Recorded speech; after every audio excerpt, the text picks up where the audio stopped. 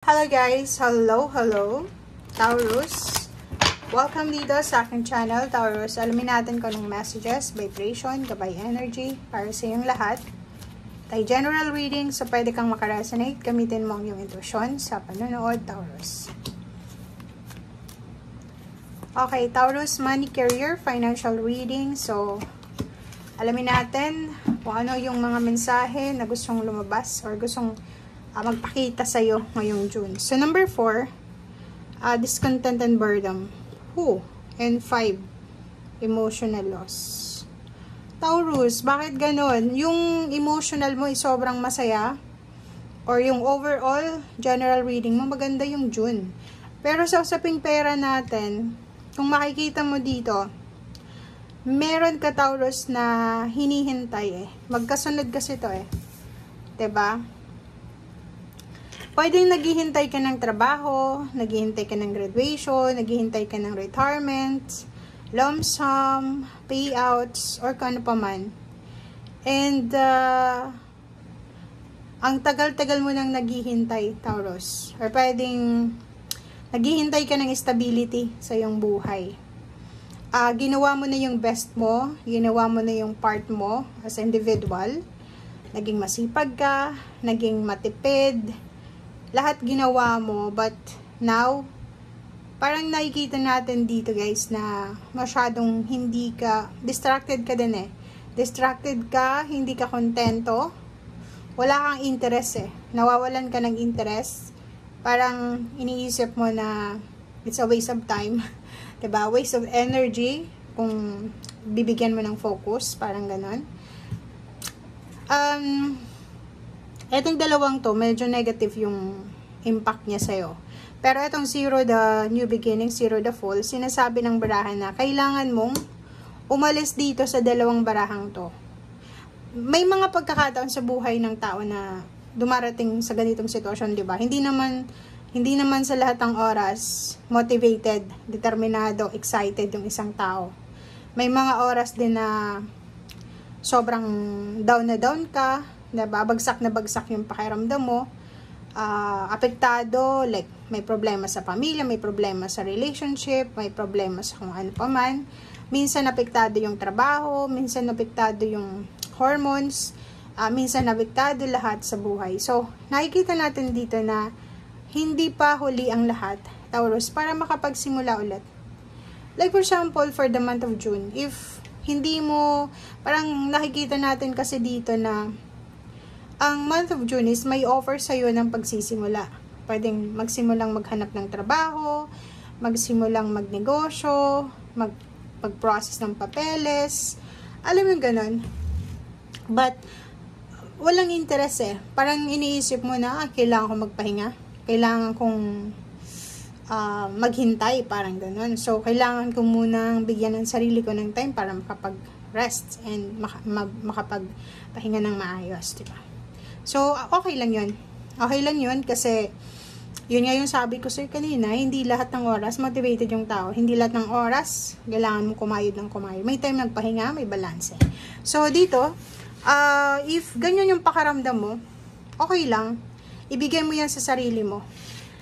Kasi may Zero the Fall tayo dito na sinasabi na kung ready ka na daw na tumalon sa isang sitwasyon or sa isang bagay na ito na ina-offer sa'yo ng universe na pagsisimula, dapat strong yung foundation mo.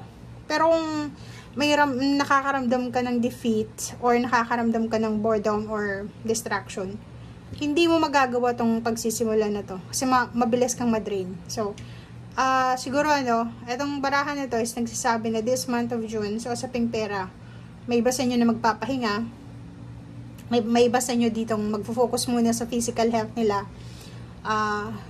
May mga health issues ba kayo na kailangan na pagalingin muna para makapagsimula? Homesickness. Parang nakikita natin dito na parang ayaw mo munang gumalaw. Gusto mo munang mapag-isa. Gusto mo munang matulog, mahiga. Parang ganun. Siguro 4 years kang nagtatrabaho, 4 years kang nag-aral, or marami kang oras na ginugol para sa sa sarili mong success, and then now, siguro, nagkaroon ka ng pakiramdam na, it's time for yourself naman na magpahinga. Parang ganun. Comment down below if you are resonated, guys. Pero pwedeng makaka-resonate ka dito pagdating na ng June. O, diba? Emotional healing. So, money yung reading natin, pero emotional healing yung lumabas.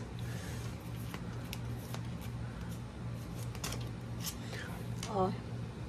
Affirmation, you've got the power, emotional healing. Okay, guys. So, eto ay resonated dito sa dalawa. Itong affirmation. Kasi sinasabi na para daw ma-lift up yung thoughts and energy mo. 'Di ba? Yung parang maalis yung boredom mo, yung discontentment mo. And para ma-attract mo daw yung desire mo sa buhay, kailangan mong maging positibo. Okay? Be positive. Use positive affirmations and actions. Ito yung sinasabi ng baraha. If feeling mo wala kang power, wala kang talent, wala kang strength, nagkakamali ka doon kasi itong second card natin, sinasabi may abilidad ka daw, may talino ka, abilidad, strength na pwedeng makaresolve, magbigay solusyon dito sa nararamdaman mong sitwasyon. You can do it. Lakas loob ang kailangan mo sa ngayon. And emotional healing, gamitin mo daw yung iyong puso para sa pag-heal na kung ano man ito. Okay?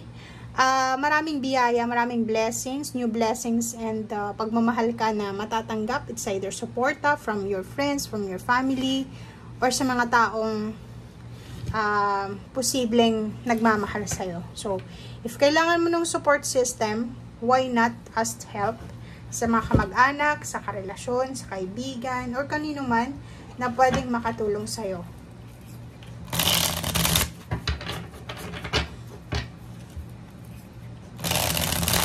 Pwedeng may mga emotional pain ka na kailangan ng healing, na apektado ngayon yung money. Ayan, gano'n. Kasi diba pag bagong breakup, may mga issues sa relationship, sa family, parang tinatamad magtrabaho, tinatamad maghanap buhay, parang gano'n. Medyo stress, so, diba? So, nandito ka. So, isa confirmation ng 2 cards na to, 9, diba? 99, 5 plus 4 is 9. So, 99, sinasabi ng barahan na yung rason kung bakit hindi ka makatulog sa gabi, yung sobrang pag-iisip to eh. Diba? Nag-iisip ka, hindi ka makatulog sa gabi. Sa umaga naman, antok na antok ka. Parang gano'n. So, instead na maghanap ng trabaho or magtrabaho, hindi ka makakapagtrabaho kasi sa gabi, gising ka, sa umaga, antok ka. Okay? Unless yung trabaho mo is pang gabi. And Justice card, sinasabi ng baraha sa'yo dito na siguro sa ngayon, hindi mo pa nakikita ito, Taurus. But, yun na ngayon sinasabi dito na posibleng may new blessings na parating sa buhay mo. New contract, new source of financial freedom, it's either relocation, travel, or ano pa man, ang darating sa'yo. Okay? So, wag mong masyadong dibdibin yung kung ano man itong nararamdaman mong negative sa ngayon kasi hindi yan makakatulong sa'yo. Okay? So, itong restrictions na to, kailangan mong iwasan yan, kailangan mong i-resolve. Pero yun nga sinasabi ng baraha, may power ka para i-resolve, may ability ka para i-resolve yung issues sa buhay mo. Nakikita natin dito na if wala kang motivation sa buhay ngayon, parang nawawalan ka ng interest in motivation, gamitin mo yung pamilya mo. May anak ka ba? May karelasyon? May magulang pa? Gamitin mo sila as motivation, as inspiration para bumalik ka sa dating ikaw. If halimbawa, nawawalan ka ng interest na maghanap buhay, magtrabaho, tingnan mo lang yung inspiration mo. Sino ba yung unang inspiration mo before? If yung inspiration mo, bago kang break sa yung karelasyon, so parang siya yung inspiration mo dati, hindi naman nagtatapos doon. May magulang ka pa, may magkamag-anak ka pa. Sarili mo mismo, gamitin mo yung sarili mo as inspiration, diba? Para makapag-survive ka dito. Kasi sayang eh, Kung makikita mo dito, ang dami mo nang in-exert na effort and energy para dito sa blessing na ito. Or, hindi mo pa masyadong natatamasa yung blessings. And, pag-give up ka na. So, make sure na lakas loob ang kailangan mo dito. Okay, so thank you guys and see you again. Bye!